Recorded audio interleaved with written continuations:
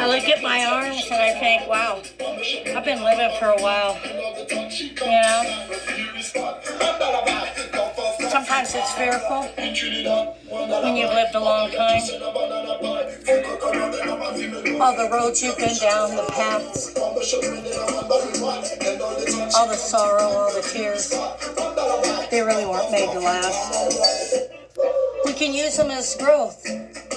Those tears, the pain, the things you endured, you can use them as a strength. Almost like medication that stings. You know how sometimes you can, let me cut this off.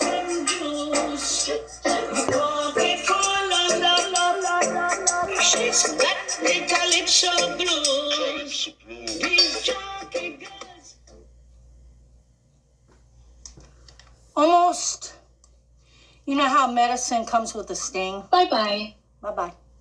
You know how medicine comes with the sting, so to speak? Yeah, you know, I don't intentionally, it's not my intention to come on here after I work out, but, you know, the new blood does produce some new thoughts. If you're in a rut, you know, that's why I've been doing the cold showers and the cold baths. You know, I worked up to an ice cold shower and then I filled my bathtub last night with ice cold water. I mean, this building, it's winter, the water's cold. So if you'd like to try that to reset things in you, say, for example, if you want some new ideas or to help your immune system, depression, just, yeah. So I did that last night, but I do come on here and I wanted to talk today about this sting. I've been living a long time. I look down at my hands. I've worked quite a bit in my life, but besides that, my conscience. You know, everyone has a conscience. So what is our conscience? Would it be directly rooted and connected to our soul? I would say so. Now, a lot of people have different ideas about conscience. And I've heard from my son and a lot of people, but biblically, a conscience is something that God created, which I believe in. Now, you don't have to. This is what Miss Pamela's coming on here saying today. My ideas, my thoughts. A conscience is something that God puts in us. Okay, now can that conscience be dulled? Of course it can. Can it be almost to the point where it's muted? Or can it be alive? And when you have this conscience, it's sort of like, say, for example, you know, in certain areas on a highway, you can only go so fast, right? So you decide, you know, you're going to go faster. But if a police officer told you, say, a month before that, you know, I wanted to pull you over and let you know that you're going over the speed limit and that you're going to get a ticket, but I might not give you one because... you know, I'm going to give you some grace on that and let you, you know, because you can go 5 to 10 miles over it. So he warns you and you keep driving and you want to go and you just want to get to your destination. So you actually go over the 5 or 10. Now, would your conscience say, not because you have to pay a ticket, but would your conscience say that it's wrong because you have been warned by the laws of the land and that it's just breaking something that someone asked you not to do? Now, that goes for a lot of things. That goes for being a thief, stealing, taking things out of stores, just having that conscience. This conscience I want to talk about today that's, I believe, rooted, connected to your soul. I don't just believe it. I agree with the Bible. I agree with God that each of us has one. In our life, we can take care of this conscience. This conscience needs grooming like a garden. We need to be aware if you get a feeling that, oh, that was wrong. Oh, I shouldn't have said that. Oh, but our lifestyles, our situations, our cultures, who you're raised by, these things come into play and in a big, big, huge effect as we grow, especially if we allow ourselves to be around people that aren't not like us and that could possibly not react and they resist anger. They actually resist it. They're people that feel that anger and all of those things really don't account for anything but stress, people that can't forgive and grudge for many, many, many years in their life, or been taught that, or that's their protection, is a negative feeling that does counter-react health.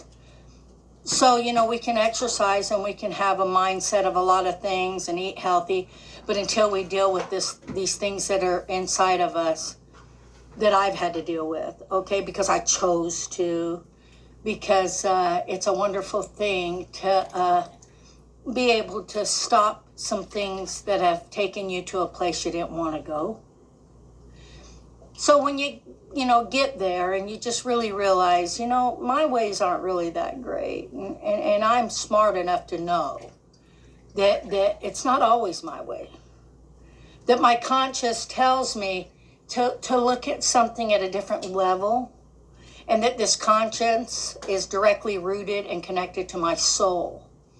So before I get off on here today, I'm just talking about your conscience and how God created that, some believe. I wondered, and I often have pondered the thought of when we're asleep, these slivers of death, your eyes are closed, you're absolutely, you're in a different state. Why, when you dream, you can see? While your eyes are closed, you're asleep. How come you can actually see? Does that ever make anybody wonder? Is it that soul? Could it be that spirit? Is it that conscience? I'd say so. You can try to take all the science classes. You can claim to take all the medical, doctors, nurses, anything scientifically you want to do. But trust me, you will not in this life have the answers to everything. Will it be a mystery? Of course it will. God says that. So back to what I'm saying. I'm talking about a conscience that's in everyone. And that conscience can be dulled.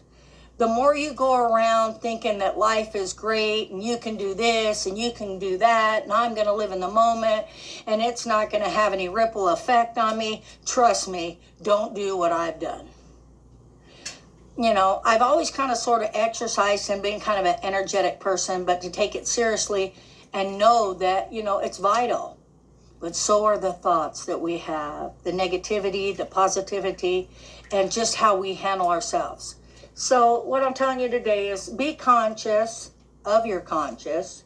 Know that a soul is only yours and that you can dull it, okay? I don't want to dull mine. I'd like to keep it fresh like a garden that produces. I'd like to keep it knowing that it's a safety thing for me. It's absolutely safety. It's sometimes things that are terrible about people and ourselves, and our conscience will tell us that, but it's what we do with it. Where do we store that? Do we remove it? Do we ask God to help us? I'm going to ask the Almighty Father in heaven, Abba, which is my Father, to come heal me, to show me the way, because I don't know the way. I mean, I can think I know the way, and I can be a know-it-all that just really says I just don't want any information. But be careful, because people that you don't think can teach you will. Have an openness and go about your way. But always know that your conscience is connected and rooted to your soul. And you only have one soul. And that soul is precious and beautiful. So it's Miss Cool coming on here today after my little workout here and telling you that I'd like to share that, not tell you, share that with you, what your thoughts are on your conscience and how it can buffer a lot of situations that you may not enter. I don't want to enter a lot of things if my conscience is warning me. A conscious isn't just when you're unconscious. A conscious is when you're awake, guiding and loving and showing. And it's like this huge eraser. It's just like erasing some things and saying, okay, now I remember that. My conscience remembers that I didn't do things the right way. And it would be to my benefit to learn something new or a new way. So there's a lot of stubbornness in people. A lot of people don't want to do this, and it's for their own good. So today, like I said, it's Miss Cool coming on here. I didn't even know I was going to do a little shout out here laying on the floor, but I am, and I have, and I would hope that you would enjoy your day today, will you?